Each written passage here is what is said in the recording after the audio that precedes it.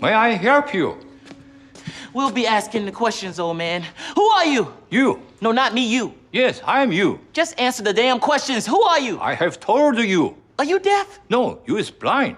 I'm not blind, you blind. That is what I just said. You just said what? I did not say what. I said you. That's what I'm asking you. And you is answering. Shut up.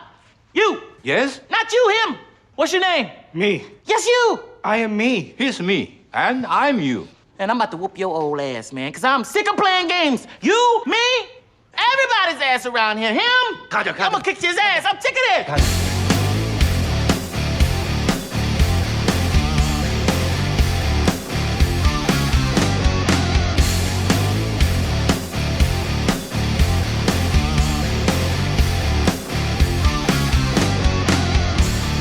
Welcome to the Rhythm Section Podcast, everybody. Presented to you by SRP Studios, a digital content production agency. Thank you for being here, as always. And as you know, this podcast is here to spotlight the greater Memphis and North Mississippi community.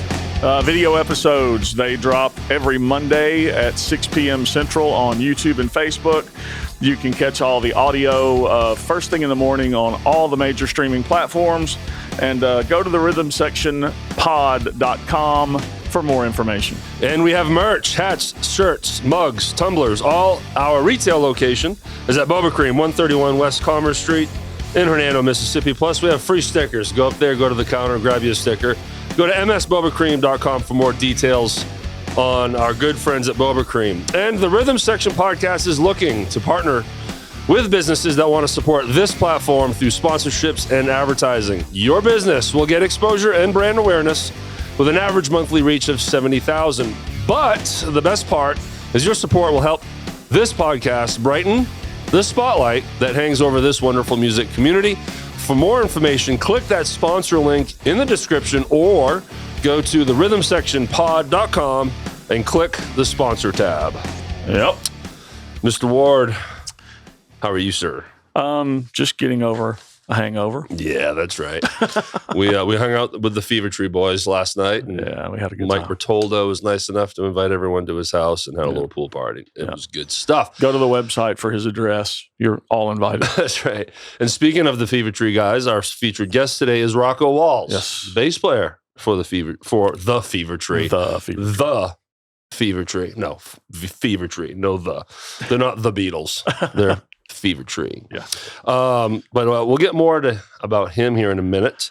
Real quick, that's right, I forgot. We're at the watch party right now. So if you're hanging out with us at Sidecar Memphis, thank you for being here. I know none of you are listening right now, so that's good too. Yeah. You know, they pay attention when the interview kicks in. But thanks for being here. Thank you to Sidecar for letting us do this again. And I hope you all enjoy the show. But now we got a special moment in this intro, right, Yep, Jeff? absolutely. Why don't you give us some context here? Jill Byrum is with us. Hi, Jill. How are you? Yeah. Hi, doing good. It's great to have you here. Great to be here. We wanted to get you in because we are rapidly approaching, and this is airing, it's the 1 year anniversary of the passing of Randy Byrum. Right. And due to scheduling issues, we couldn't get you in for a full episode to talk about Randy. We're going to do that later this year, but we definitely wanted you here for that 1 year anniversary to talk about him and tell us some things about him. In October, we're going to really get in deep about who Randy was as a husband, a father, a son, a musician, a bass player. But just for today, just tell us a little bit about Randy and what he meant to you. I understand. Trigger. I understand. Everything to me. I'm going to go into Randy. So Randy has been a bass player since he's been 12 years old. Dad handed him a bass. His dad was a musician. Dad handed him a bass for his birthday and said, "You are a bass player." Yeah. Period. He basically locked himself in his room for little over 2 years and became a bass player. He dedicated himself to that, and he didn't have issues.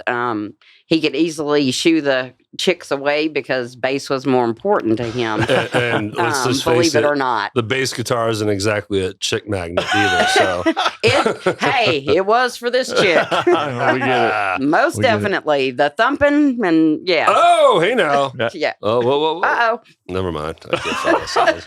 Well, we know that Randy played with several bands in town.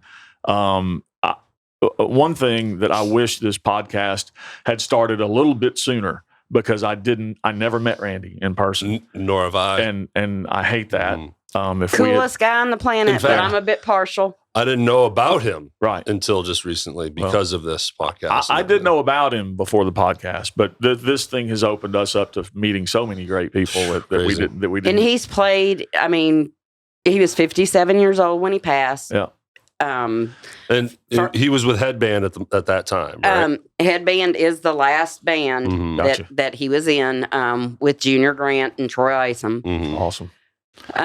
They really enjoyed doing that because it was different than what they had all done prior. They all got to sort of pick songs to do lead vocals on. I remember hearing a podcast from y'all, and you were talking about bass players and how complicated it is to sing and play bass and keep up and all that, and it is. Yeah. Yep. But Randy could do it. Yeah. It's a special talent. But shout out to Lance Binder out there who can crush it. Yeah, he also knew his limits too. Every once in a while, he would say, "I think I can do this song," and baby, listen. And I mean, I'd hear it 150 times.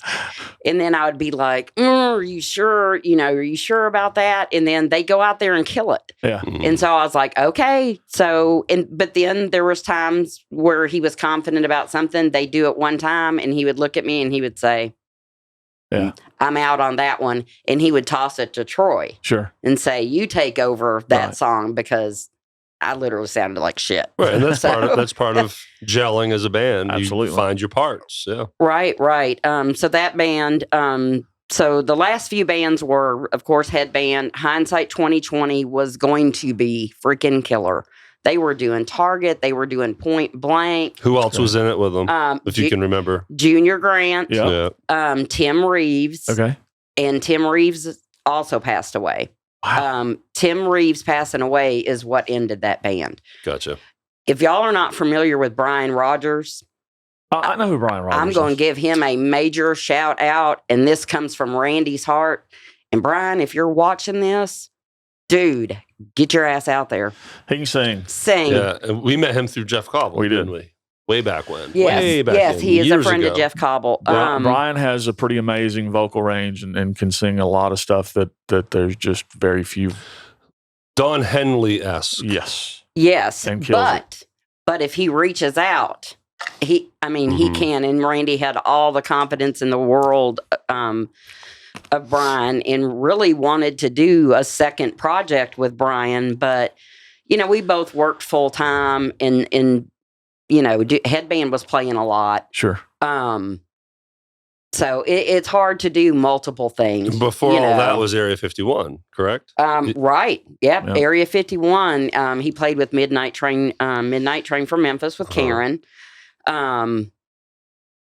So in October, when we do the thing, we'll go over absolutely all these people that he was very fortunate enough to play with. And he actually got to play with people that he grew up listening to and highly respected. Sure. And just thought it was the coolest thing to play with, like Steve Engel and Chip Thomas. And, they're from Southern Creed. And, so he's had a lot of great opportunities.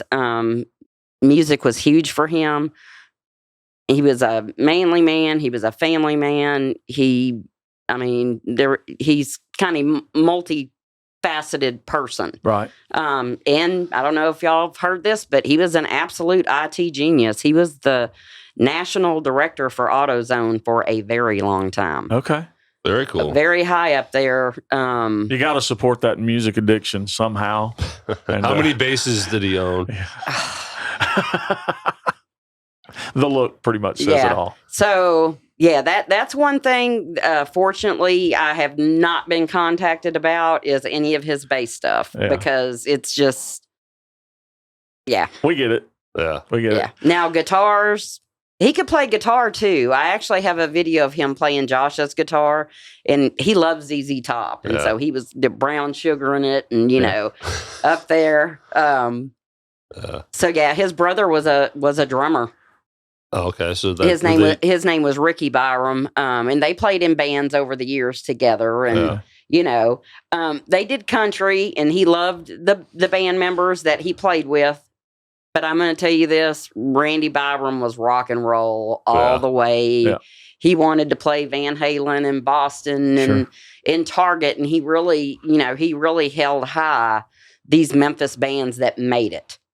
Sure. Right. You know, we totally get that. He was out in the Peaches parking lot, you know, with his first band, Mime, and they did Battle of the Bands. Peaches parking lot? Yeah. What is that place? I don't know that one either. Peaches Record Store? Oh, okay. Yeah. The voice from the distance was our friend Steve Owens. Yep. Hanging out with us in the corner. Yeah. We put him in the corner. He was a bad boy today. Nobody put Stevie in the corner. Right. So just another classic place to play in Memphis. It was huge from, you know, he was, 18, 19 years old. And luckily I have a great brain and I hold information well. So the October thing is going to be great because I miss his stories. Even if it was the third time and he had a few beers or whatever, and he was like, "Hey, baby, did I ever tell you this?" Well, yeah, he did, but he was going to tell me the story again anyway. Didn't mind listening either. Lot of Memphis history out of his mouth. A lot, like he, Well, we're blessed to have people come in here and giving us that education on a weekly basis, including you. Very interesting. We're learning him through you. Yeah. Right. So I just learned about what's the place called? Peaches what? It is Peaches Record Store. Okay, so there you go. Yeah. Learn something new. Yeah. One thing I know, this is short today. Yeah. The thing in October will have a lot of information. I do want to talk about honoring him on his day of passing. Yes. Honor him in your own way. If you fish, he loved to fish. Go fishing. Yeah. If you like to drink,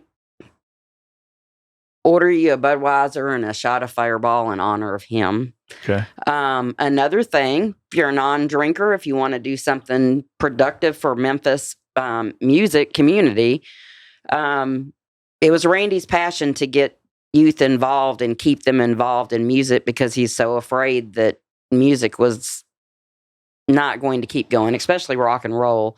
And he loved it. Like Under the Radar played with them when he played with Midnight Train. And this is actually a comical little bit, but they were little kids. I'm talking about, Zeke Yarbrough. I remember. He's a little bitty guy.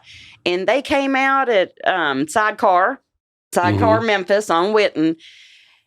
A Whole Lot of Rosie by AC/DC. Well, and we all looked at each other and went, "Oh my God, I can't believe they're doing this." My favorite. But anyways, Randy was like, "Yeah." That song is just balls to the wall. Right. Beginning to end. And they killed it. Yeah. And they did I think they did either I think they did a Black Sabbath song too that night. Okay. Very impressed. They were kids. Yeah. They apparently spent a lot of time in dedication and they're still out learning there. that. Not all of them live on their phone as much as some. Right. They're still out there. That's why School of Rock is cool. Right. That's definitely a platform. Right. Was it Land Divided? That came out of the School of Rock. Our friend Jacob Turner. Yeah. Drummer for formerly known as. And so isn't that great that he's continuing with music? So that was very important to Randy. I know Memphis Music Room, For those that know me and know Randy and that attended his memorial, that is where his memorial was done. Very classy. I couldn't have asked for better. They had a great group of employees. I would encourage you, they're in need right now to keep that place going.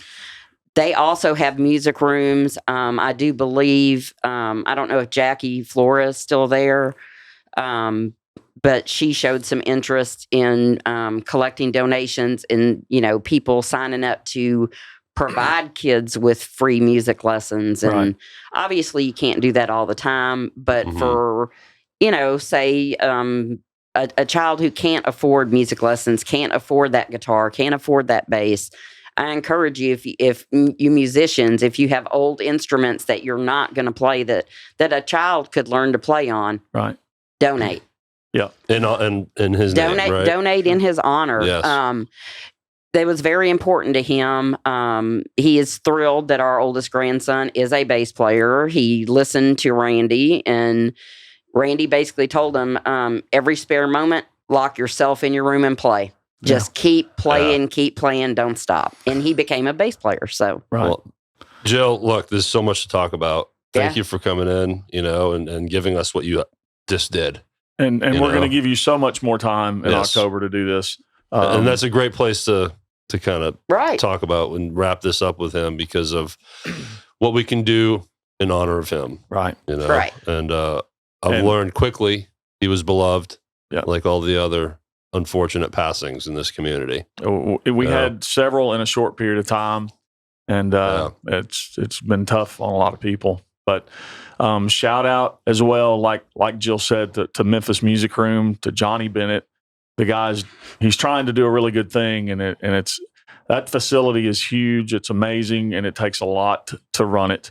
So if you guys can give in honor of Randy, or just because you want to give and help another venue survive and be able to do what they're doing. So, Jill, thanks for being here. We'll have you back in October. Yeah. Look forward to it. Now you can hang out and watch me and Jeff be idiots. Probably screw up a few times. I bet you're pretty happy about that. Don't take your headphones off. Oh, okay. You won't be able to hear. You need the full scope of our idiotness. Okay.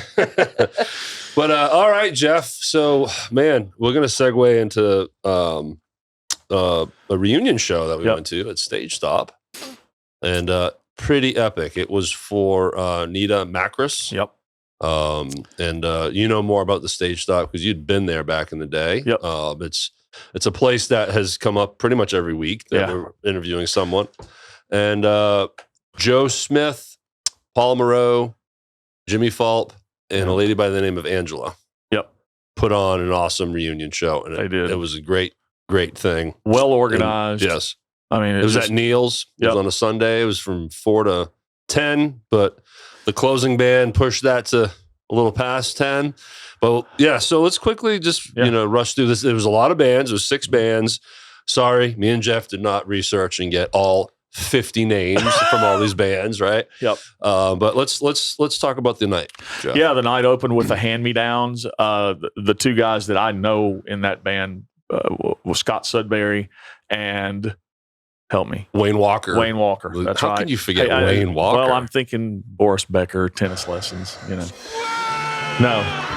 But that was they killed it. The songs were amazing. And we're talking about bands playing original music. These weren't cover bands. Correct. These guys There was a couple cover moments through the night, but they did them radically different their own way. I'm going to spotlight one here in a minute. Yeah.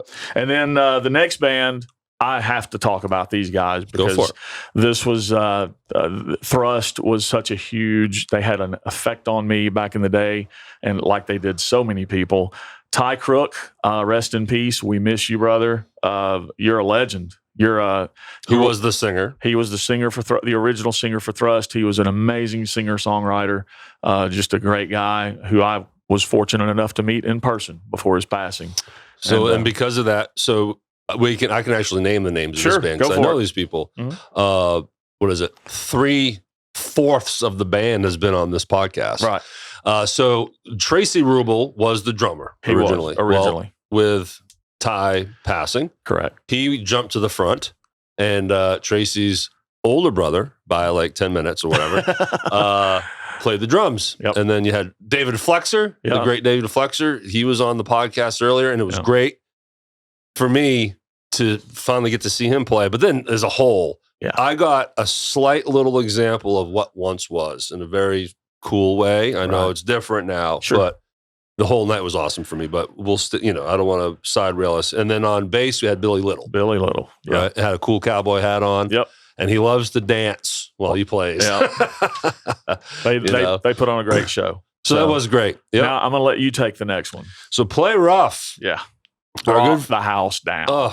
Good friend Jimmy Fault on drums.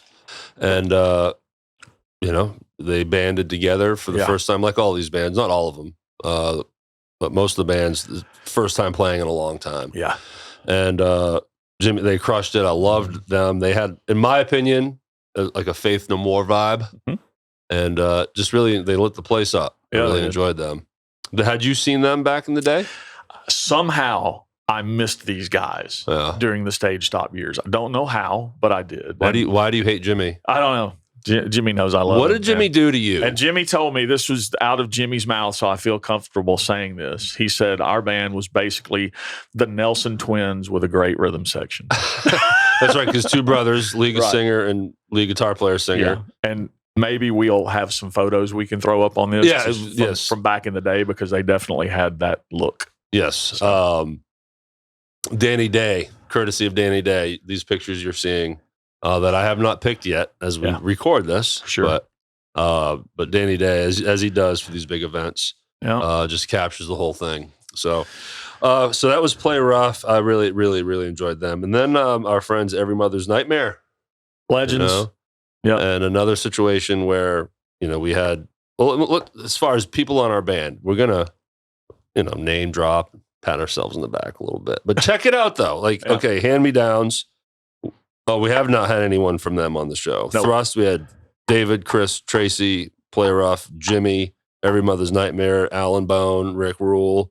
Mm-hmm. It's awesome. So it's just neat to be able to already have that relationship when we go see these guys play. We want to have every one of these people in here. It'll happen. Yeah. Just takes time. So as the night's going, it's getting louder. Yeah. Which is creeping volume-wise. Or my ears are just, they're hurting a little bit. Ears. But again, Every Mother's Nightmare, you guys are awesome. Yeah. You're the scariest band in Memphis. But I'm sure you're all very sweet, right? I really want to meet the bass player. Yeah. Because he looks rad as hell up there, too. And a great sound. I want, anyways. After that was Roxy Blue. Love them. Yeah. They killed it. My first time seeing them. I've seen them several times over the years in all of their iterations with different members. They've gone through changes like a lot of bands do over the years. Frontman Todd Poole. Todd Poole just brings it every time. He's just the mainstay there. And he was on the show. Yeah. And I was supposed to see them play at Hadley's, but there was a tornado that night. Yeah. And I had to hang back in Hernando. Yeah. So unfortunately I missed and that night. Rob Cooley. That's right. Rob gets up. I had no clue. Rob Cooley, guitar player from Basket Case. He's up there on the stage jamming out, and we're like, what's going on? Yeah. And Todd announced him as the new member. There you go. So I don't think we're saying anything out of turn here. Living the dream. Chris Cook on drums. He's living that dream. Killer drummer. Just does a great job every time. They killed it.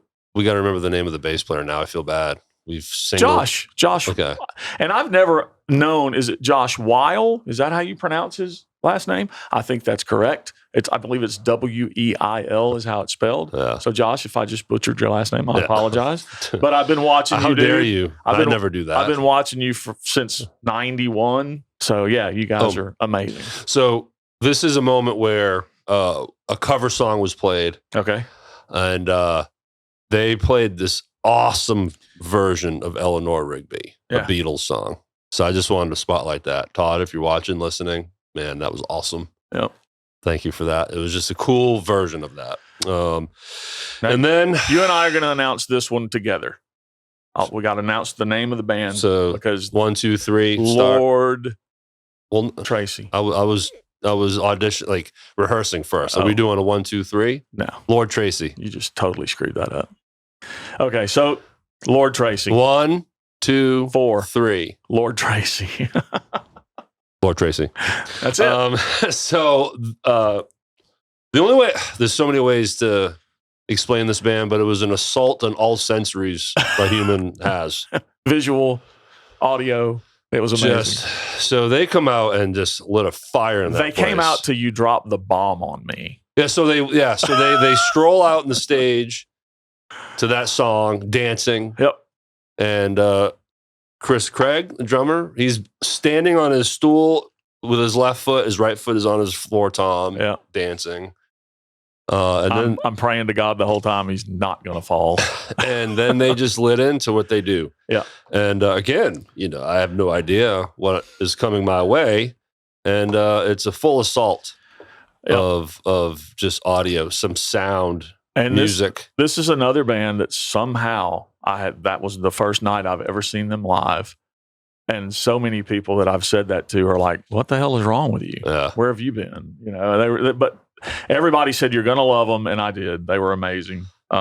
Chris is already booked to come in here later in the year for an interview. Can't wait for that. And he's going to do his best to get your favorite musician of the evening to come in here with him. Kinley Wolf. What a freaking monster. The bass player for Lord Tracy. If you like John Entwistle, the bass player for The Who, if you like Cliff Burton, the legendary bass player from Metallica, Eddie Van Halen, yes, a guitar player. Yeah. I'm putting him in the mix. I agree. And some Billy Sheehan. Yeah. If you want to throw those four guys in a blender, hit puree, you get and Kinley. pour out, and you're getting Kinley. Right. Crazy. He has a whammy bar on his bass. Awesome. All these effects, and he made it sound like a guitar, lead guitar, and just the energy he had up there, and how fast and heavy, and it was. Everyone just left the stage and gave him a solo. He even was introduced. Kinley Wolf, lead bass guitar. Right. And he just lit the place the up. entire band had so much energy and so much stage presence and such great songs. I mean, it's just a great and just band. Showed up like you mentioned, and a lot of these bands were like this. I would say minus Every Mother's Nightmare and Roxy Blue. All the other bands, Hand Me Downs, Thrust, Lord Tracy, and Play Rough. They just showed up. Reunion after years of not playing together. Right. So Lord Tracy wasn't any different, but they didn't rehearse. Yep. They just showed up after all these years and they just slammed through everything. And it was fun. They kept it fun. They're really fun. Yeah. Like all four of them are having a blast up there. It's good stuff. And then you finally wimped out and you left early. I left about probably 20 minutes before the end of the show, and it had a lot more to do with my ears and my hearing than it did anything else. My ears are still buzzing, but I hung in there and they just kept playing and playing and playing. And then they ended, and then they invited people up on stage. And what song did they end with? Do you remember, Steve? Okay. But it was a jam. It was a 10-minute jam. And I was like, you know what? I've made it this far. Right. We can't have both hosts wimp out. So I hung in there. Thanks, Derek. I appreciate you picking up my slack. Do you see the blood dripping from my ear outside of this headphone? Look, the last thing we've got to mention before we move on to a different topic is Nita Makris. That's what this entire show is for. That should have been the first thing. No. Sorry. We're going to give her due right now, because the Stage Stop and Nita for decades was home to so many Memphis musicians, and people who aren't from here that may be listening, they don't get it. But that place was our version of the Viper Room, or places in Hollywood that Whiskey. you're always the Whiskey. That was our version of the Whiskey A Go Go. Right. And it was just, these bands got signed there. I mean, Roxy Blue and Every Mother's Nightmare and Lord Tracy, all these bands that got record deals, it was because of that place and because of her. And Nita was the heart. Yes. Of all of it. And it's all the stories was enough.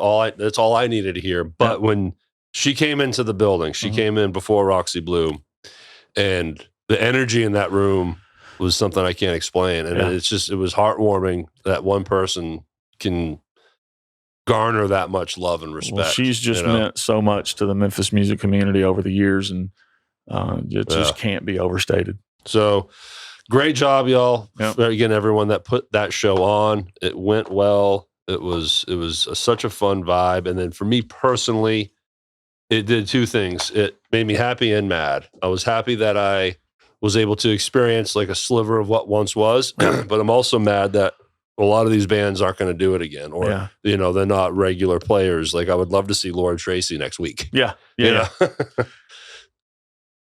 Don't forget, lead singer of Lord Tracy, original lead singer of Pantera. Yeah. Okay, so Mr. Steve Owens gave us a quick note, and I forgot about this, and we talked about this with the Fevertree guys. Yeah, so what's his name? Terry Glaze. What is it? Terry Glaze. Terry Glaze was the original singer for Pantera. And I already knew that Pantera was different than the Pantera we all know. They broke in and was trying to be glam. Right. Straight up. And then the Darrell brothers, the Abbott brothers were like, nah, we're going to be the best heavy metal band on earth. Right. So they switched it up. But yeah, so there's a lot of history. This is really cool. So, all right, now our guest, Rocko Wallz.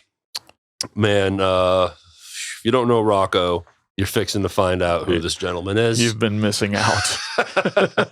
Bass player for Fevertree. Yeah. Someone that's, as a band as a whole, become close friends of ours.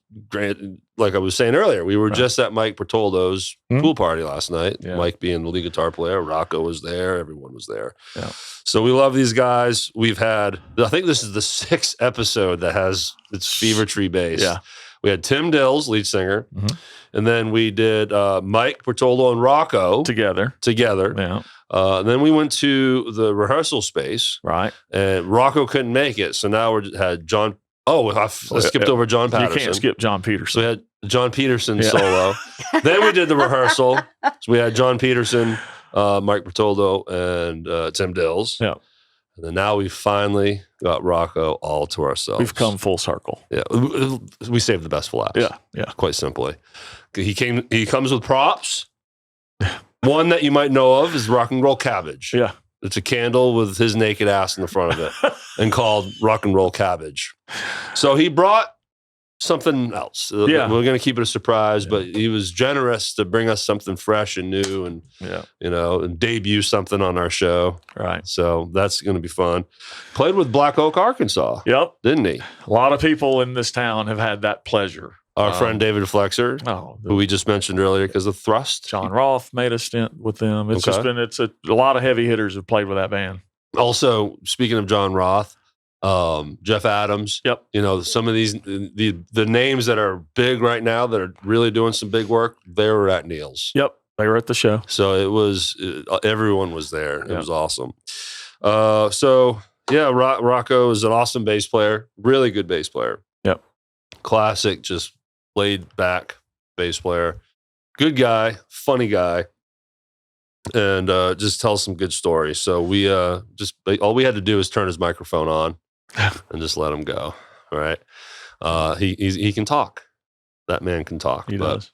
Well, all right. So first, before we wrap this up, I want to thank everyone hanging out here at Sidecar with us. Yep. Hopefully everyone's enjoying the show so far. But I'm going to end with you, Jill. Again, thanks for coming in today and giving us a little tidbit on Randy. And we're looking forward to having you back in October so we can go deep.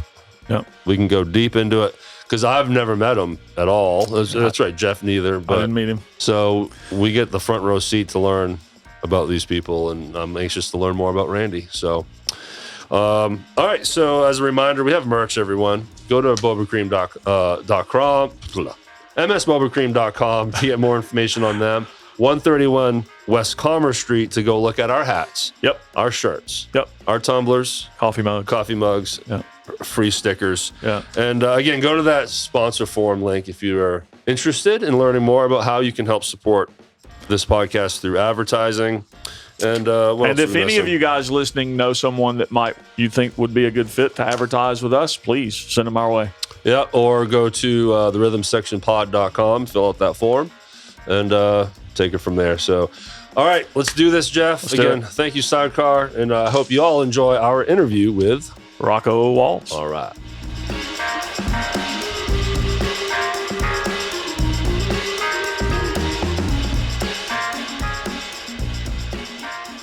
Mr. Ward, we've been waiting a long time for this one. We've been really excited about this guest.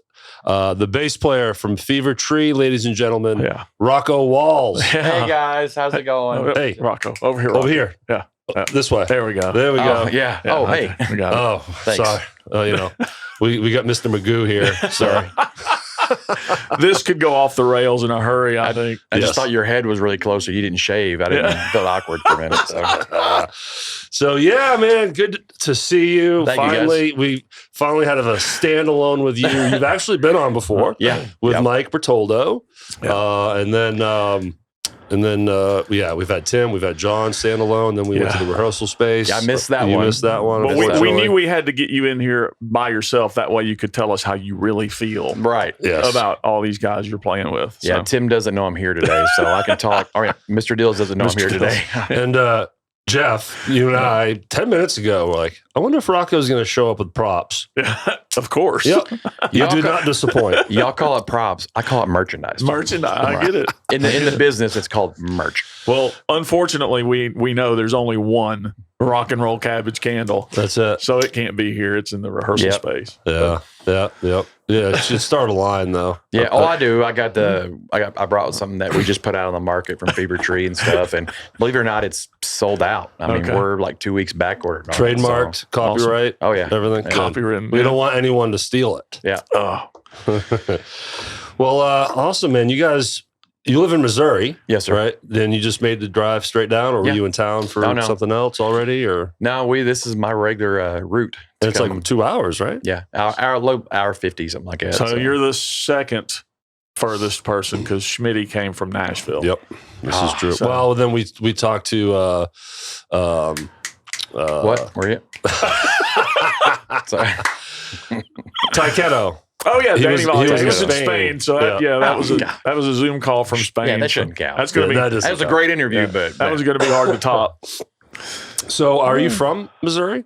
No, originally I'm from up north around Chicago, Chicago area and stuff, and moved down to Arkansas back in 1988. I think it was. What part? The northeastern part around Blytheville, that area there. Okay, northeastern. Okay, yeah. So it's still a good distance from here. Oh yeah. But it's we come down here to take care of my grandparents and stuff. So that's your connection to Memphis? That's how that started? Well, no, man, growing up, I was 14, 15 years old playing gospel music with my parents and stuff like that. And then when I got over to Memphis, I had just started playing with Black Oak for a little bit. My buddy Lance, y'all know Lance McDaniel. Yeah. Black Oak, Arkansas. Yeah. Right. Lance got me to, he said, man, you got to come over. This friend of mine who's a great guy. He's pretty well known and rich and stuff. And he hires bands. He said, but you got to come over to this open all-star jam over here in Memphis. And he said, just come. Yeah. So I showed up and we're in this big living room studio with a stage and everything. And I'm like sitting there with my wife and stuff. And all of a sudden, this guy gets up and they introduce him. And it was James Alexander from the Barkays. Okay. And that's one of my idols, man. And I was like, I look at my wife, I'm like, holy cow. And she's like, what? And I go, that's James Alexander. And she goes, okay. And then they introduced Earl of Pearl Banks and guys like that. And Lonnie Hammer was there and stuff. And man, that was my introduction. I mean, I got pushed right into Memphis. Right into it. What year was that again? I don't know. It's probably about 10 years ago or so. Okay. Oh, okay. I'm still like fresh and, I mean, relatively speaking, as Jeff and I get to know all these players, everyone's going way back to the 80s. Yeah. So 10 years ago, you're still a Memphis pup, aren't you? Oh, yeah. I had been to Beale Street to watch some, acts and stuff, but I wasn't connected whatsoever with nothing. So, yeah. And how quickly after that did you meet Tim or any part of Fevertree? Well, I had I saw him one night at a bar play, and I had never heard him and stuff. And they played at Neil's, and I came into Neil's and heard him play, and I was like, man, that's a really good band. And so I managed to get one of their CDs and stuff, and I actually became a fan of them, before I, ever played with them and stuff. But I used to mess around with them. How how I really got on Tim's good side. You mean go and tell the story? Sure, come on. All We right. are 5 minutes Off script, right? And no, Oh, I'm surprised it took this long to get to Tim. I'm excited. Now let's go. Let's go. Now we're on fire. All right, so we got asked. Me and a friend of mine. He's a really big guy, and he's like one of my best friends in the world. His name's Ronnie. And when I started a motorcycle club, I was president, and he was my sergeant at arms, and he's just this huge guy. And they wanted some security done for it was a Todd pool with Roxy Blue and Fevertree. And Fevertree was opening for him, and so me and my buddy showed up, and we were running security. And I had already kind of met Tim and them, and then I kind of knew him real well good and stuff. And I walked into the side room there at Minglewood where the bar was at, and there was probably about 80 people in there getting drinks and mingling and stuff. And Tim was just sitting at the bar next to the guy waiting on the bartender. And I walked in and I saw him, and he just looked at me, and Tim looked at me, and I go, "Oh my God." And as loud as I could, I go, "Tim Dales!" Just screamed like a fangirl. And everybody got quiet and looked, and I'm about 8 feet away from Tim. I go, "Oh my God, Tim Dales, this is an honor to meet you, sir." And I walked up to him, and he said, "Rocko, what are you doing?" I said, "Man, awesome. You know my name, Tim Dales." And there was a guy sitting next to him. I mean, literally sitting right next to him. And I grabbed this guy and shook him. I go, "You know who the fuck that is? That's Tim Dales." And he goes, "Hey." And I go, "He never comes out and talks to the peasants. He's like, he never comes peasants. out." I said, The minions. You're right. And I said, "This is him." And he goes, "Hey, nice to meet you, Tim Dales." And Tim's like, "Hey." Did you ask for an autograph? Well, I told the guy, I said, "Get this fucker's autograph, man. He's right there." I'm sorry if I'm cussing. I forgot. No, Okay. I said, "Get this fucker's autograph, man." And he goes, "Can I have your autograph, sir?" And Tim's like, "Oh my God." And it's been love ever since. Ever since. I made the same scream whenever they asked me to come play bass for them. I was like, "Woo! My God, I'm in." How long were you getting to know the guys before starting playing bass for them? Probably, I think, a little over a year and a half or so. Yeah. Like I said, I would fill in for Dave Snell with Lance McDaniel sometimes. Right. And we played one night at Legacy, Lance said, "Hey, let's play at Legacy over in Arlington." And so I played with him and stuff. And the guy showed up, and saw me play and stuff. And Tim was like, "Man, love the way you play. I love your style, man. It's really cool and stuff." So awesome. yeah. It's been how many years now you've been with them?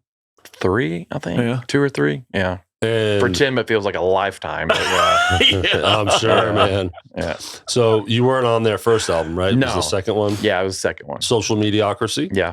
Tell us Awesome. about that experience in the studio with them. Man, it was God, it was great. We go in and we were just at rehearsal one night, and how the songwriting process starts it was really blew my mind, because we get in there and Michael start playing we're just waiting to rehearse. Right. And he'll start be like, "Oh yeah, I played this riff the other day," and he starts hitting this riff, and I'm just like, nodding my head and stuff. And Patterson, he's already starting to get in the rhythm and stuff. And I just start kind of, creating with Mike and playing. And next thing you know, Tim's running in there going, hey, keep going. And he grabs a pad and paper, and that man just spits tunes out, man. It's just unbelievable. And That's awesome. he's so good at it, Yeah. and so we started writing music, and, Mike told me, he's like, man, he said, it's so cool that I can play this, and you'll throw in a cool bass line to it. And he said, and it's just good creative minds working together. Yeah. Yeah, it's obvious that the chemistry is there, because the music you guys have put out is just I fantastic. appreciate it. I call it forced chemistry, because they have to love it. They have to love it. Have to love it. No.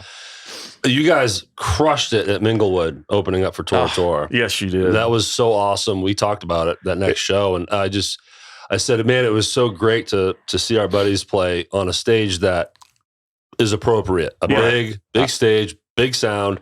You guys just fill that space, and then my bass brother in here, just the way you were grooving, and it was cutting. Like, your tone was cutting. I could hear all your notes. I was like, man, this is great. Man, it's awesome, man. I think, one of the greatest compliments you can give of any kind of musician is their tone. Mhm. I mean, because that's the ultimate goal that we strive for is just a great tone. And Especially in a big boomy room. yeah, The bass is usually gets the first one to be buried. Bass and like keys usually get buried. But Yeah. I could really hear you. It was awesome. it was such an honor to open for Tora, because we got ties with them, and that was another thing joining Fevertree is me and John had played together on a couple other things. Okay. We did a showcase with Earl of Pearl Banks and my friend that I was telling you about earlier. Me and John played several times together and stuff. And that was always cool for me because, like I said, when I first met him, I was telling my wife, I was like, oh, it's John Patterson from Tora Tora. Did you do the same screech and everything? No, he doesn't get that. Yeah. So, he's a drummer. I don't really. Yeah. I mean, I just said, hey, John Patterson.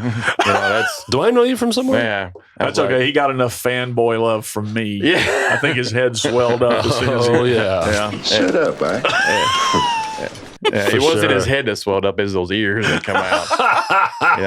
But I did learn playing with John Patterson. Like anytime he's around, you have way better Wi-Fi signal, and I figured out why now. So there was that funny picture at Sidecar the night you all went out, Jeff, and I don't know who took it, but Tim Dills is standing in the back in the shadows behind John Patterson. His right ear. Yeah, hiding behind the ear and just like peeking out. Like he's, it was so funny. That's good. What's so great about you guys is you all can take a joke. You all ribbon each other. Oh, yeah. But it's fun. Yeah. And that's why we've just enjoyed getting to know you guys. And you don't take yourselves too seriously. You're damn good at what you do. And most guys that I think are that good might have a tendency to get a little serious and maybe take things a little, be more critical. And you guys are just easygoing. You have such a good time, and you make everybody around you feel comfortable. yeah, well, you know that musicians are, whether they say it or not, they're very emotional. Yeah. And it shows when they 100%, play. yeah. Right. And some of the best songs are songs of heartbreak and or happiness or whatever, Or drug use. But I've also learned that a lot of musicians personally, some of them, it seems like the more talented they are, the more whatever, they get their feelings hurt quickly. Musicians can get their feelings hurt crazy. Right. And you've seen it in bands that play together that, they sound great, but yet, man, they're just so angry. Like you hear stories like of Aerosmith, just hating each other, but yet they play great together on stage and they get off. And I never understood that. Mick Jagger and Keith Richards, legendary patches of time where only the lawyers communicate. Well, it's like, Fevertree, we all, man, we just love music, and we love doing it. We love the feeling you get from it. And so and it portrays through the music. Yeah. And it's really great that these guys don't get their feelings hurt. Because if they did, I'd be out of a job. Bad. You are a legendary feeling herder. Yeah. And you guys are so good at the Minglewood show. You guys blew the electricity out of the building. Literally. Well, we hated to do that for Tora. But, and we've talked about it, and I'm sure the intro that we haven't recorded yet, Jeff, for this episode, we'll be bringing it up. Talk about it. You guys end, and within 3 beats, it was boom. It's dark. Originally, I thought, okay, the stage lights went down because of in between bands. Sure. And then it took me 10 minutes. What's going on here? Well, you guys, I thought I had another stroke and went blind again. It was like I couldn't see anything. Anyway, hey, Rocko, the power's out just in case. Just you're healthy. You're fine. Well, I mean, we were done, and I turned around, and my son helps me on stage along with my wife sometimes. My son was right there, and he's 15, and his job was to come get my bass and then lead me out of there without dying because I can't see nothing. And as soon as I turned around, he handed me bass, and that's when the power went, and I was like, holy cow. Well, you just gave me a great segue to a conversation we were having in the elevator on the way up. Okay. Your shirt. Oh. What do we got here? I do my own stunts.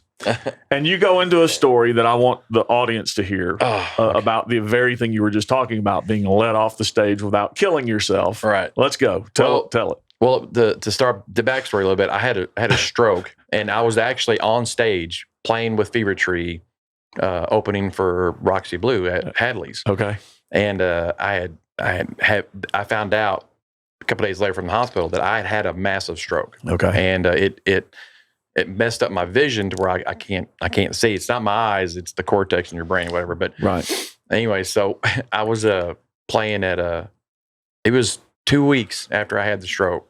I was playing with Lance McDaniel with his band, filling in for Dave Snell. Okay. And we were in Paragould, Arkansas, at a place called LA's. They got a stage that's like probably 1.5 feet, 2 foot off stage. And that was the Shotgun Billy. Yeah, I was playing Shotgun Billies. Okay. And I was standing up there, and Tim had already told me. Tim was mad at me because I played a show a week before, literally 3 days after the stroke with Lance. And Tim was like, man, you need to quit. You need to rest and all that. And I was like, no, I'm fine. I'm a bass player. I've got this. And so I was standing on stage, and the very first song, we hold the note out, and we're sitting there holding the note out, and I'm standing there, and all of a sudden, just something didn't feel right. And all I remember is Lance going, "You all right?" And I fell face forward off the stage and hit the floor. Now, from my perspective, it felt like I remember like going down, then out, and then I woke up, and I'm on my back, and I've got what. It's so great when you have people in the medical field that are there. Yeah. But when they're drunk in the medical field, it's different because I had 5 people on me going, "He's awake," and they're telling me who they are and how they're in the medical field. I'm Karen Simmons, and I was an ER nurse for 5 years, and they're like medically pissing over each other, trying to give me bragging rights on who's saving my life. But it felt like it was 2 seconds, and come to find out, I was out for probably 7 to 10 minutes. Wow. And everybody. That Lance, must have been scary. No, I mean, that's serious. Were they working on you? Were they compressing? Well, they were just trying to get me awake. You know, they checked my pulse and all that from what I heard and stuff. And my wife was right there. And see, I'm diabetic, and I had an arm monitor on. Okay. And they're going, all this, all that. And she's going, check his sugar. And she's trying to tell them, just check his sugar. That maybe he's diabetic. Maybe his sugar got low and stuff. And they weren't doing it. And finally, she got mad. She's like, "Get the F out of the way!" And she goes, "Here, his sugar's fine," And but I had fell, and I had Lance and my wife both had thought I died. Like Lance was crying, and he's a very emotional person, and I love him. And he was there with Amber and stuff. And I woke up, and I thought, "Oh, hey!" I was like, "Get off me!" I go in man mode, and first thing I'm doing is, "Where's my bass? Where is my fucking bass?" And Amber's like, "It's fine, it's over here." Your wife is like, "What? Yeah. And then they brought in a gurney. The ambulance was there. The ambulance was already there. That's how long I was out. So, and they get me up, and I don't want to go on the gurney. I'm cussing, "Fuck this! I don't want to do this." And they put me on the gurney, and I shit you not, somebody started slow clap, and one person clapped. And then this fucking audience started slow clapping, and I was yelling, "Don't fucking slow clap," and stuff. But I broke my face and my orbital socket and all that. And damn, man. Yeah. Well, the good news is it couldn't make you any uglier. I know, right? Good one. I know. Nice one. Well, like I said, being a bass player, it's hard being the face of Fevertree. So I had a little corrective surgery done. I get it. So, I get it. A little late on that. And look, we laugh and make light of this situation now, but obviously at the time it was very serious, and people were distraught and thought something. That's bad. a long. That is a long time to see your friend just unresponsive. And it's crazy. It felt minutes, and then like Lance was just. He was like, they needed a bass player for a couple of weeks after that, and their drummer Case, he was like, "I don't know, And Lance even told me, he goes, "I didn't rush you on stage twice. Your wife is mad at me now and stuff." He's like, "I don't think I'm gonna let you play this weekend." So occupational hazard. I don't want to be responsible if you go down a second time. Yeah. All right. Well, we got presents. Yeah. I want to open these, and then we absolutely are going to talk about hog rock. I'm kind of scared to open this. So Rocko came with gifts. We'll show you. It's a little tall box. Well, I was supposed to be on a podcast. I was scheduled for it, and then I'm in St. Louis, and they go, "Hey, you going to be here in about 30 minutes?" I'm like, "For what?" And so I know what y'all were expecting. Yeah, I was thinking it was going to have Tim Dills on it. Yeah, I thought I know or rock and roll cabbage. I've got plenty of naked pictures, but thanks, man. Thank you. So you made some tumblers for us. Appreciate that with the very much. Rhythm section on it. And with the one with our faces on it, which is like our mugs. When I drink with my right hand, I'm forced to look straight at Jeff's face. That's the way to go. That's how it should be. What would happen if you had this, but you had to look at Tim every time you drank? Well, see, thank God I'm blind sometimes. So thank you, man. We appreciate it. No problem. They came from a buddy of mine. He does a lot of my merch and stuff for me. Very cool. Eagle Lasers. His name's Kevin Coop, man. He's awesome. All right. So what are some of the props you brought? What do you got over there? Well, she forgot the other ones. I got you a cup like this. That's what I really want. Oh, there we go. Yeah, I'll trade you this Fevertree one. Yeah. Hell yeah. That's awesome. I think it just has my. I think the cups I'm giving y'all just has my logo So on this it. one, this one has the profile of Rocco's face on Right. it. If you can see it, And I bet he's given one of those to Tim. Yeah. Oh, Tim's got all the collections. The whole collection. Yeah, of course- there's actually a collector cup. of course, the Fevertree logo, Yeah. which is an awesome logo. It is a great Thanks. logo. Yeah. It's still perfect for a drum head. Yeah. I designed it. That's like I have a In the corner, drumhead. Me and my wife's that's right, got me and my wife's got a sign and T-shirt business, and I do a lot of artwork and stuff. And when I joined the band, I was like, "Hey, man, can I experiment with a logo?" And Tim was like, "Yeah, man, whatever." And so I come up with that logo and stuff, and all of a sudden nice. they were like, "Dude, that's awesome."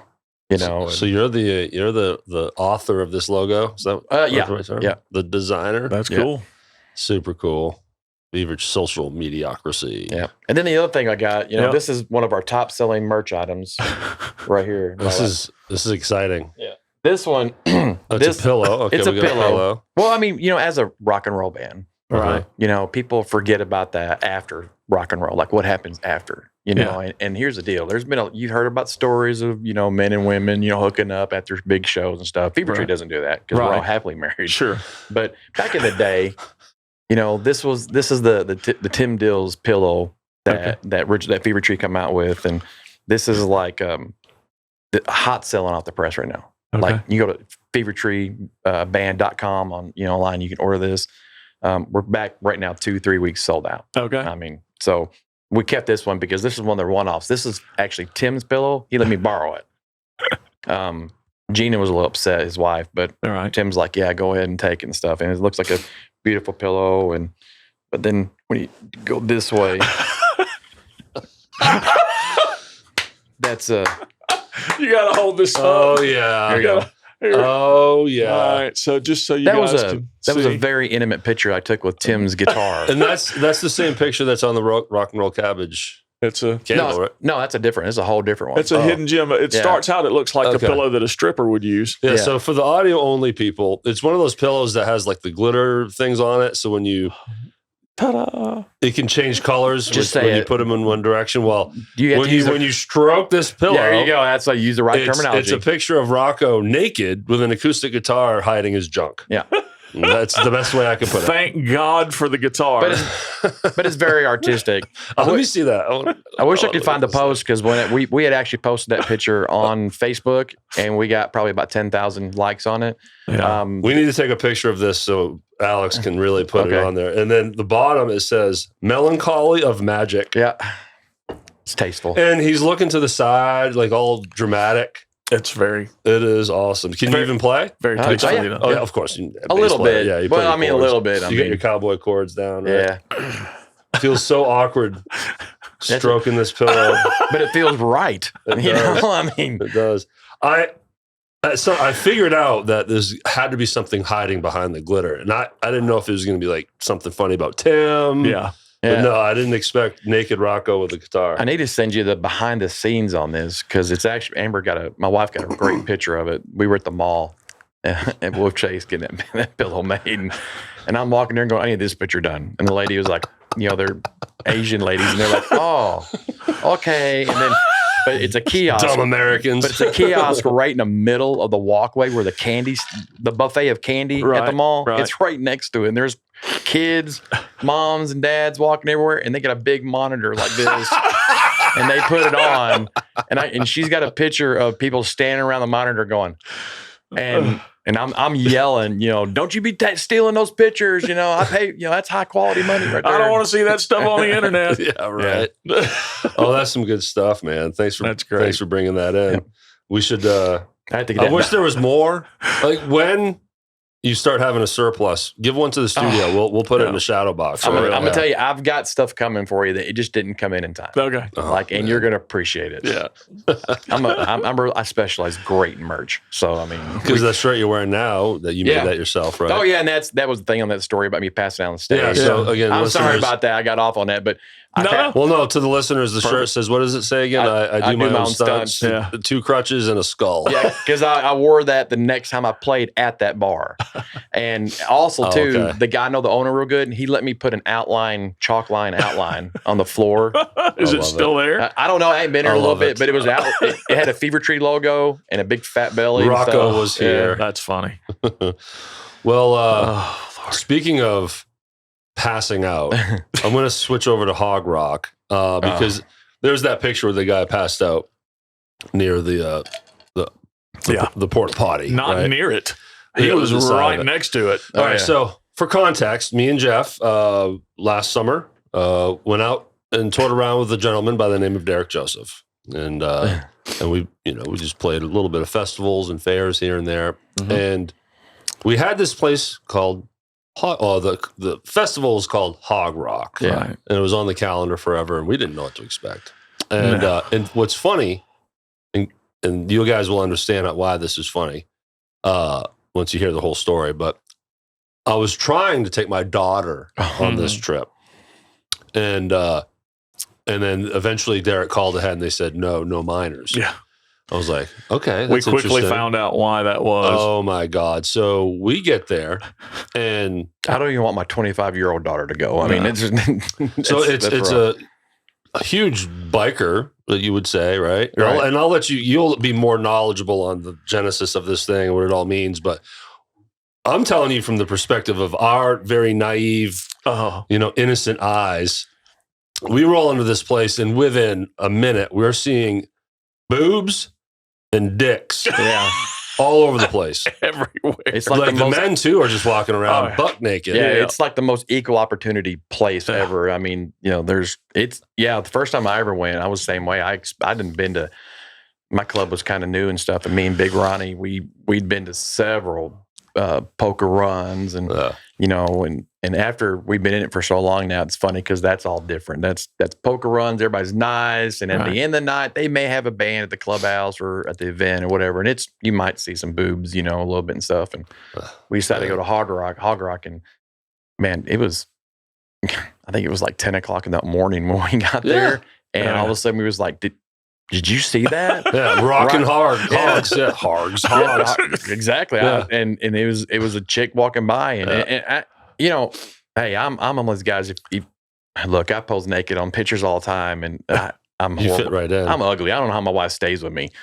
I mean, I can be butt naked in front of my wife, and she'll say, baby. I'm like, you ain't got to lie to me. And it's okay. I'm okay. You didn't partake in the nudity there? No.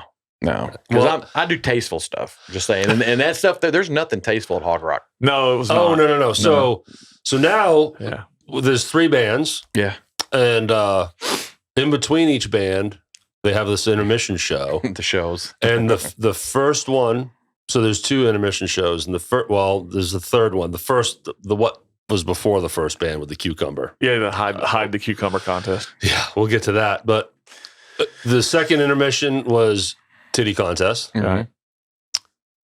And then the intermission before us, or I'm getting the order wrong, but there was an intermission where the guys had a chance to go up there and show their stuff off. Yeah, it was a swing and junk contest. Yeah, I didn't stay for that one. Yeah.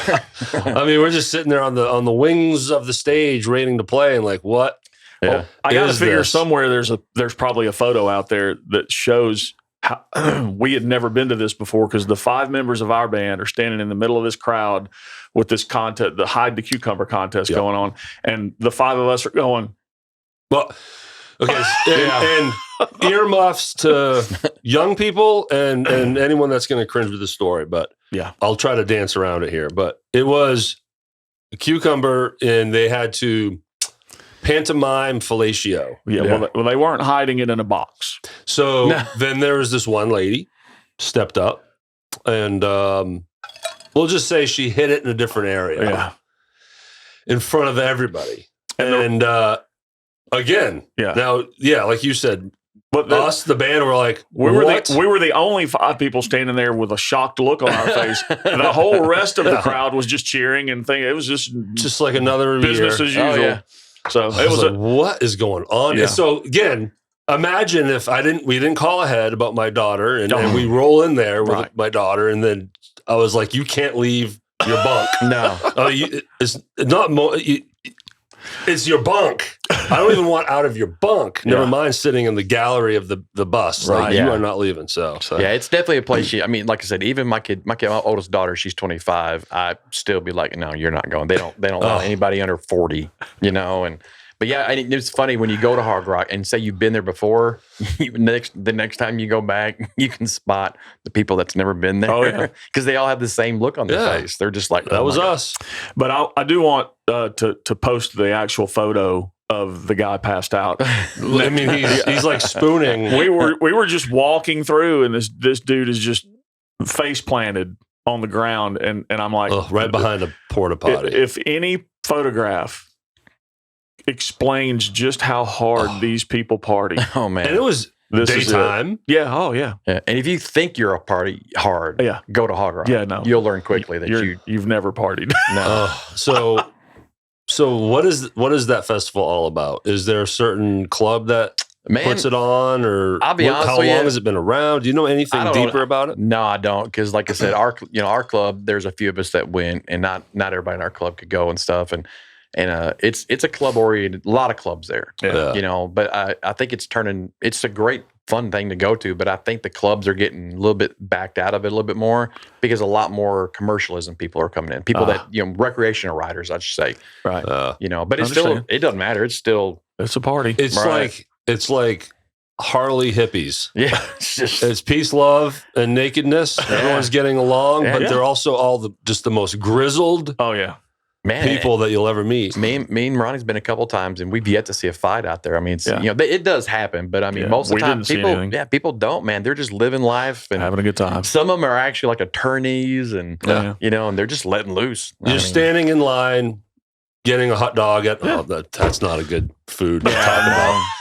You're standing in line getting a cheeseburger. Right, at a vendor, right? Just like you would at any festival or any fair, but yet you're in a line with naked people and not attractive nakedness. No. There was a couple that were like, "Oh, that's fun. That's nice over there." There were no supermodels at this place. No. It was just the Twilight Zone. It was so bizarre. It was bizarre. Black Oak, Arkansas. Yeah. Well, that's a shift, right? That was awesome experience. That was actually, it's probably awesome. Not too different from what I hear. No. We've heard some pretty big party stories about Black Oak too. Man, that's it. When I first got, they needed a bass player to fill in. Right. They had a couple of shows, and Lance had said, "Hey man, I got a buddy named Rocko that plays bass." And so next thing I know, I live in the Arkansas, Missouri area, so we're right there, actually close. My kids go to school at Monette, Arkansas, and that's where Jim's from. Okay. And, shout out to Jim Dandy. Yeah, and I get a phone call one day. Literally, we was on our way to Memphis, and I got stopped for speeding. And while I was getting stopped, I was talking to Jim Dandy on the phone. This is before the stroke, right? Yeah, way before the stroke. So I get pulled over, and I said, "Hold on, Jim." And the officer come up, and he said, "Sir, I clocked you going 65 and a 55 and stuff like that." He said, "Do you want to tell me what your hurry is?" And I just looked at him. I go, I got Jim Dandy on the phone right here because my phone said Jim Dandy. Right. And I said, I'm on his way, his house right now to go talk to him about playing with Black Oak. And he goes, "What? Hello, Jim. This is Officer so-and-so." "Yeah. All right, I'll get him there." And he hung up. And he goes, "Yeah, I know Jim. We go way back and everything." And so I get to go see Jim that night, and Jim's like, "Yeah, I know everybody around town, and I do this and do that." And just sitting there talking to Jim, I grew up knowing Black Oak, or not, knowing their music and stuff. Mm-hmm. And man, it was awesome just sitting in his living room. Yeah. And then Ricky Lee Reynolds was there, and wow. And so I got to play a little stint. There's a lot of musicians that did their time with Black Oak. David Flexer, right? Tons of Memphis musicians. David Flexer as well. Flexer, John Roth did a stint with them. Really? Yeah. There's several others that I know that are on the tip of my Lonnie tongue. Hammer, from Hammer Down Hard. He's played drums with him and stuff. And how long were you with him? Man, I was with him very short. It was probably about. Well, I mean, I think I played 5 shows with him, so probably a matter of 8 months or so. Did Lance? Yep. Yeah, he did a stint. Lance McDaniel. Look, you know what? Yeah, and he brought it up. He brought that up. Look, I'll tell you a funny story, man. Me and Lance played with Black Oak in Iowa, Sioux City, Iowa, and we were playing at this casino, and it was a pretty good size setup. And we're standing there, and this is my Jim Dandy story, and I loved it. We're sitting there, and I can't remember his name. Johnny Bolin. Mhm. He's the brother of Tommy Bolin from the original James Gang. Okay. And Johnny he's a legendary drummer, and he was playing, and he's on his drum riser. My set list is to my right, and Jim's up there. Him and Sammy are singing. Man, Jim's a performer, man. As soon as he wakes up in the morning till he goes to bed, he's performing.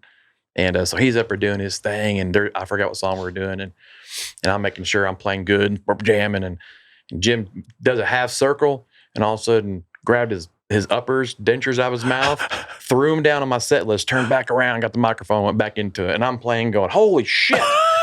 I'm like, his teeth is right there, and I'm yelling at Lance, lock! And Don't step on him. And no, they were on the drum riser right there on my thing, and Lance is laughing. Me and Lance are just cracking up. Why did the teeth come out?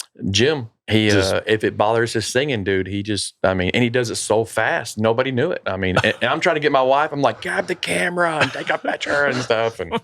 But man, it was crazy playing with Jim and Rick. I mean, you go to Jim's house and he's got gold records hanging on the wall, and he's got old flyers from back when Bruce Springsteen opened for Black Oak, Arkansas and stuff. And the stories that Jim would tell is amazing. Legendary. I mean, Black Oak and Jim Dandy are just legendary. What's the bus ride like? Well, so it's not really a bus ride. It's who can get to the gig.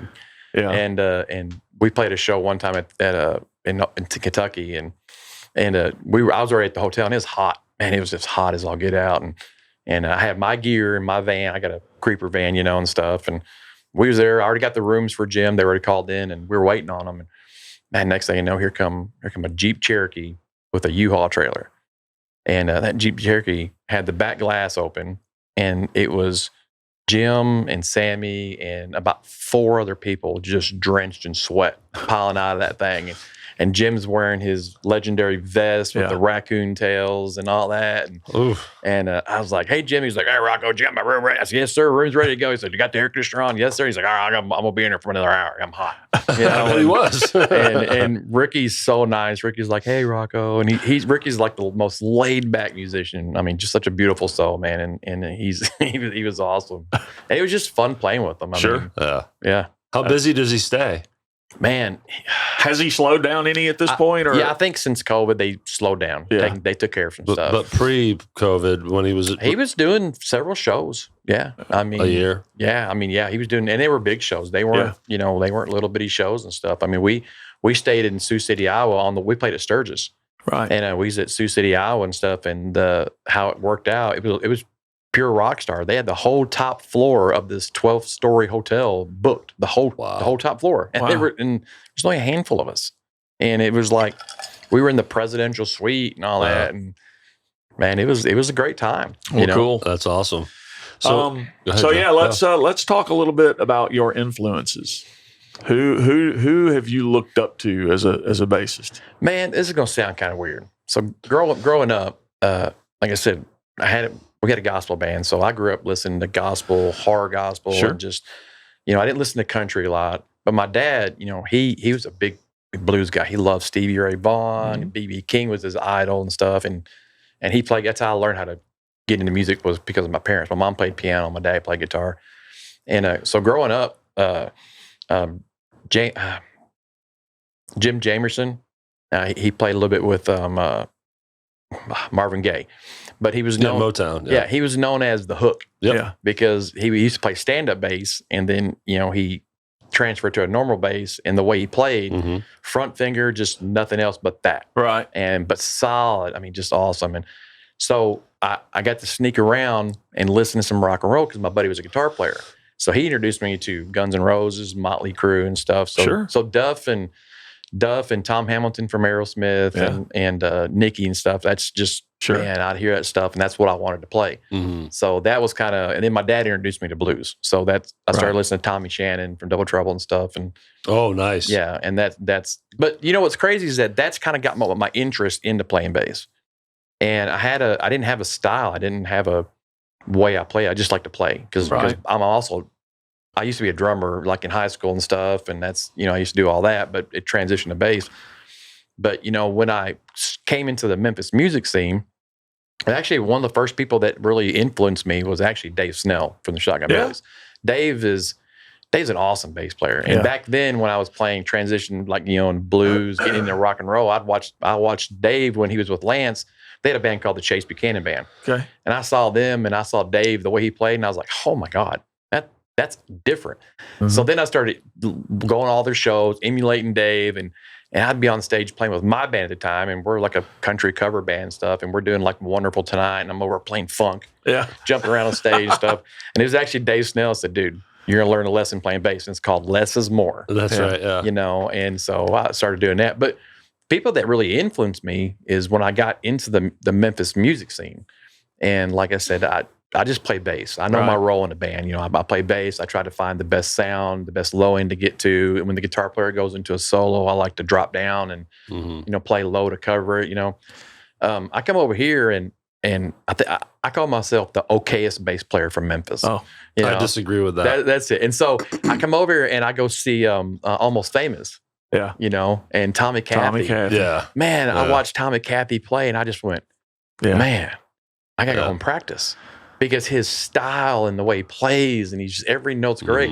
And then I got to meet Davey Smith.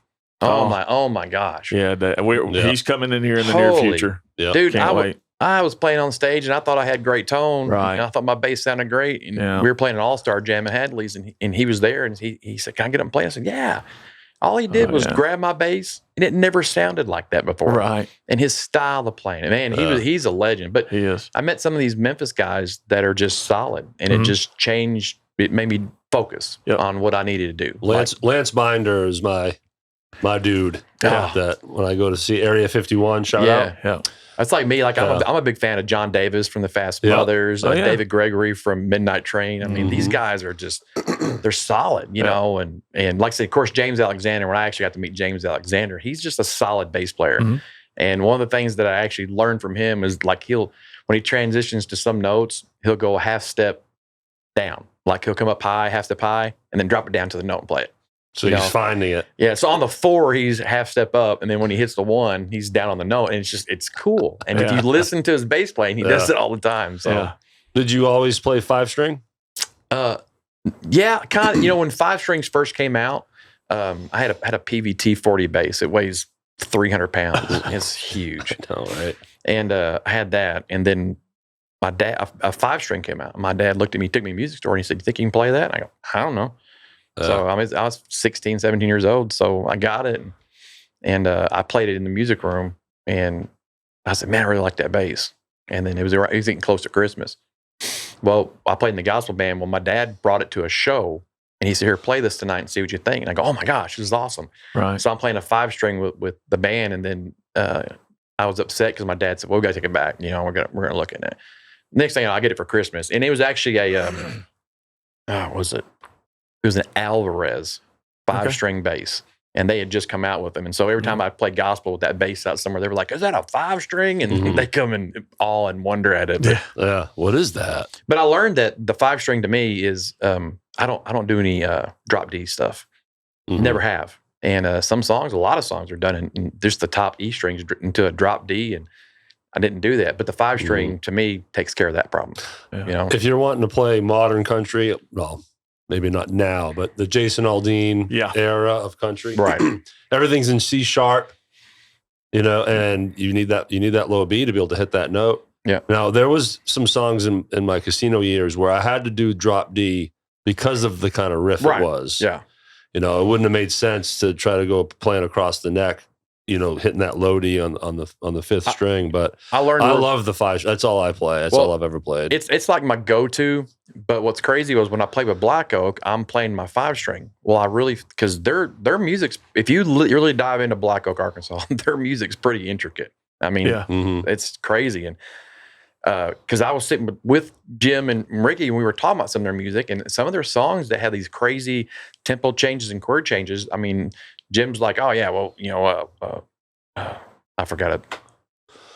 Anyway, I drew a blank on the name, but I know I drew a blank on the name, but you know, the famous musicians have wrote with Frank Zappa. Frank Zappa wrote some songs with Jim Dandy and produced some of their, or not produced it, but helped structure some of the songs. And That's I'm playing wild. I'm playing with the 5-string, and I'm like, man, I'm not getting it. And finally, Ricky looked at me one day and he said, well, just let you know, he said, a lot of these songs are written on a 4-string, bass. So try it. So I went and got the old Fender out and started playing. Oh my God, it was so much easier. Yeah. Because those songs were created on 4-string. And I was hardcore 5-string for a long time. And then a good friend of mine, Angelo Earl, plays with the Barcays and stuff. I was talking about 5-string, and he said, well, man, he said, that's all cool and all that. He said, but remember, he said, pretty much 90% of the most famous songs you ever heard were done on a 4. Yeah. And he said, so don't ever leave the 4-string. Just keep it in your arsenal. There's a lot of 4-stringers that are dead against 5. They poo-poo it. Yeah. I just looked at it as a versatile instrument. 5-string, you can cover all kinds of stuff. But let me give you a compliment, because when I listen to Fevertree, especially obviously live, there's only one guitar. But even on the records and the stuff you record, there's songs where you'll leave it that way when Mike Bertoldo goes into the solo.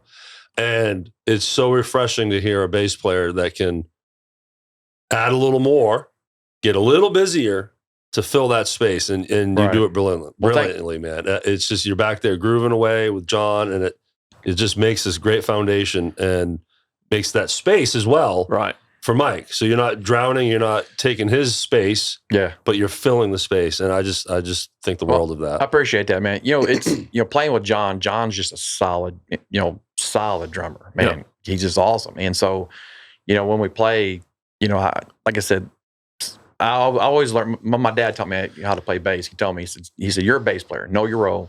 Know what you play. He said, you're not the rock star.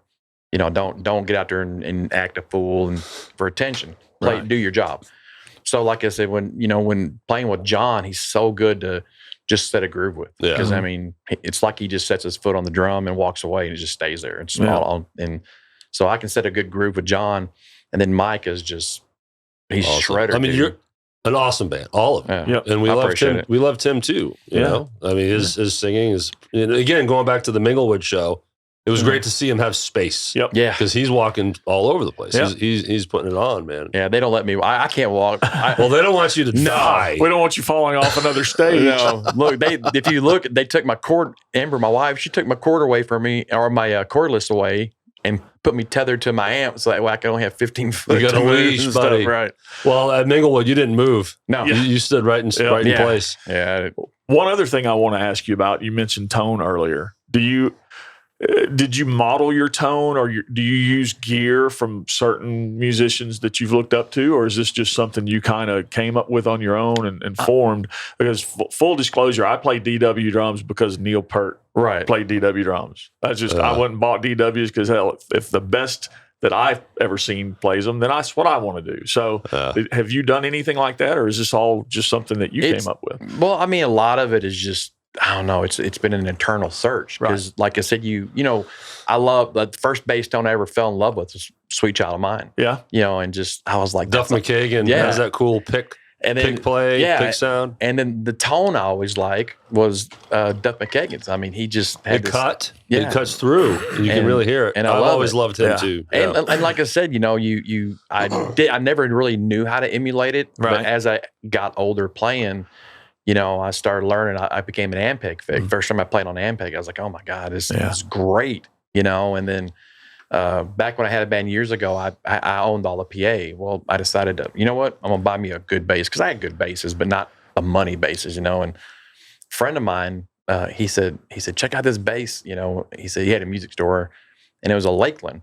And I was like, I never even heard of this. He's like, oh yeah, this is, top-notch bass. I mean, they're high quality if you get the big ones and stuff. And so I sold all my PA system to this music store and ordered a brand new Lakeland bass. It was like probably $6,000, and it's still expensive. And then when I got it, I got it set up, and man, it was awesome. And then like playing with music or seeing musicians like Dave Snell and guys that had, like, Dave had a Highwayman Eden amp, and Dave's tone was just insane. It was so good and stuff, and so I try to emulate, tones from him and stuff. And you start learning, different combinations. And thank God for Google, because I'd start Googling, what does this bass player use? And how do I sound thunderous? Right, yeah. Like John Davis, man, with Fast Mothers. Yeah. Oh, his tone's insane. Yeah. You know, whenever we do a show somewhere, if we do a partner show, he'd be like, "All right, Rocko, I'm going to go ahead and bring my amp." I'm like, "I'm okay. Yeah, that'll cool. work. Thank you. Bring it." And then my bass sounds so good going through his amp, and like I said, he's great on tone. And so you try to emulate that when you go back. So I think this is the most in depth we've talked about bass. Yeah. I'm loving it. I know you're loving it. I gave Jeff shit one day on the text. I was like, "Hey man, we need to book a bass player because we've had like 8 drummers on this damn thing." Yeah, no. Drummers everywhere. I was like, "Come on," So I appreciate the talk here. Yeah, there'll be It's 6 awesome. people out in the audience that like the bass stuff. Everyone's given up by now. They've turned the podcast off. They enjoyed the pillow way more than they enjoyed the bass talk. Let's return to the pillow. Melancholy of Magic. That should be the name of your next record. That's a great band name. Yeah. Well, you know what happened was that the pillows they sold out fast, but we got a thing in from the FDA that was saying that we were causing an abnormal birth rate. Pregnancy rate. And so, and then combined with the abortion thing going on right now, it's like it's causing a chaos. Right. I don't want to be the downfall of the economy. Understand. But I'm sorry if it happens. Man. We should do this again next week. We have to do this again. Man, Rocko, thank you. Well, thank you guys. This is awesome. Thank you guys for everything you guys do, man. You guys support Memphis music. You're part of it. And man, musicians like us, man, we really respect and appreciate you guys a whole bunch. Man, we're having so much fun. It's our pleasure. Trust me. Well, we're not saying bye yet, Jeff. We're going to address the audience here. And first and foremost, thank you. If you made it this far, you're awesome. Yep. And thank you for everything you do. Like we mentioned in the intro now, go to the rhythmsectionpod.com. If you're a business interested in supporting this podcast, as a sponsor or an advertiser, go to that tab, fill out that form, and that way I can follow up with you. Also, the link is in the description. And I covered the website, but Jeff, you want to cover the merch? Yeah, sure. 131 West Commerce at Boba Cream. Check out the merch. Hernando, yes. Mississippi. Hernando, Mississippi. Free stickers too. Yeah. I got to add that to the script. I keep forgetting that part. And a huge one. This is as important as anything we will tell you on this podcast.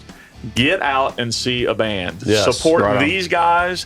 That way they can support us and we can support them, and it's just cyclical. And we're all here and we're all in it together, and we need your help. And you'll make friends. You'll network. Me and Jeff are prime examples of this. Since beginning this deal, we made an effort to show up, and I have like real friends now in the scene that I love. Yeah, and it feels good to be a part of. You can win a John Peterson lookalike contest if you get out there. That was the highlight. John Patterson. Oh, sorry. From the Tortora. Yeah, just like the Tortora. The Tortora. Again, thanks, man. Thanks, Rocko, for being here. And absolutely. We're looking forward to the next time. Right on. All right, guys. Let's do it. Take care, everybody. See ya.